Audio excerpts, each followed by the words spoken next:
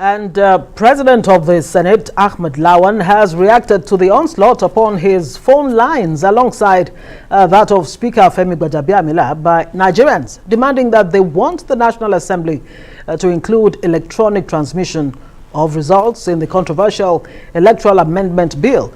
Lawan is asking that citizens focus more on calling their senators and House of Reps members, as the presiding officers will only have one vote each when the electoral bill is presented for passage. Take this opportunity to speak to something that is very current. The National Assembly is embarking on the amendment of the Electoral Act probably by next week or within the next 2 weeks. It is very important that those who feel very strongly about any amendment that they think should be effected in the Electoral Act should contact or talk to their members of the House of Representatives as well as distinguished senators. I want to state it categorically clear here that presiding officers are not the ones to determine what is carried or what is not.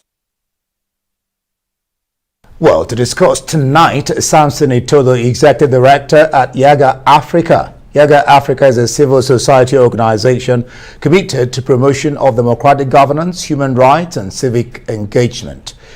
Thank you for joining us. He joins us via Cisco WebEx, Itodo. Let's start this way. What's your sense, if you did listen or if you have heard, to what Senator Lawan, to his comment? I mean, the President of the Senate, do you think he's being economical with the truth, or that is indeed democracy playing out when he says, go talk to your representatives?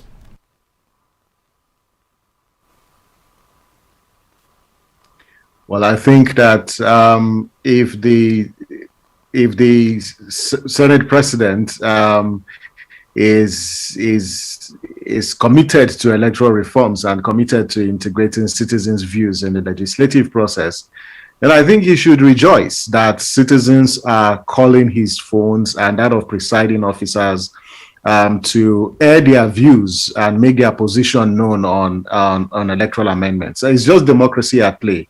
As presiding officers, yes, they have the power. That's why they are presiding officers. They determine the agenda, and we know that we know the impact and you know the power of presiding officers, both the power de jure and de facto, and so I agree that yes, citizens should reach out to their lawmakers, no doubt, because yes, they will all vote.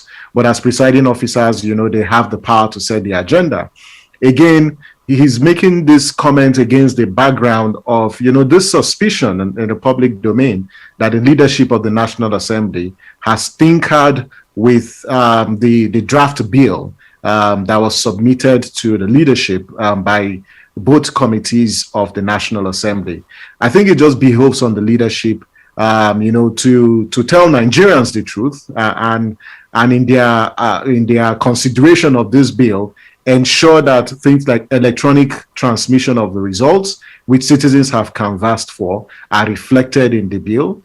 Things like reducing the limits of campaign expenditure, they should be reflected in the bill because these are issues that citizens have canvassed for.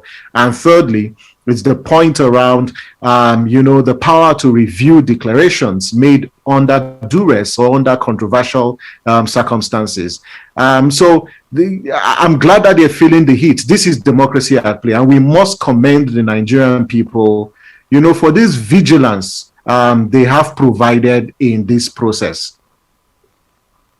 You talked about the electronic transmission of votes. That has become a major bone of contention. Some are alleging that a strange section has been smuggled into that expected electoral bill, Section 50, subsection 2, which completely outlaws transmission of votes electronically.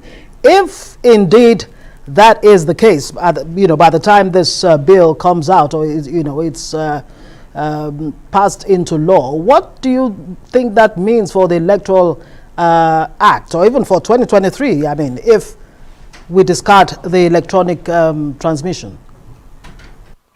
Well, I think that, we need to compartmentalize this conversation. And the first point is, currently, we are deploying technology for our elections. And in the value chain for electoral technology, you look at the component of voter registration. We have an electronic and biometric voter registration.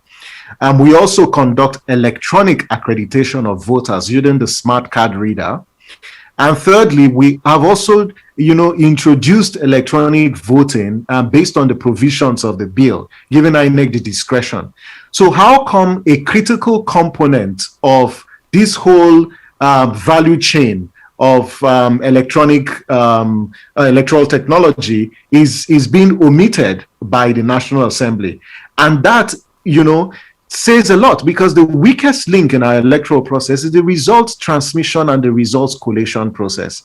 And so if the politicians, in their estimation, think that this particular proposed amendment would limit the chances of manipulating and circumventing elections, they will do everything to change the rules of the game. And that's exactly what they are doing, because this would roll back on the gains that have been achieved with the INEC results viewing portal that was deployed in Edo and Ondo elections. If the National Assembly does not include this in the final report and the final bill, what they would have told Nigerians and the entire world is to forget about credible elections in the 2023 as well as subsequent elections. And I think that it will be undermining our democracy if this amendment process is concluded without electronic transmission.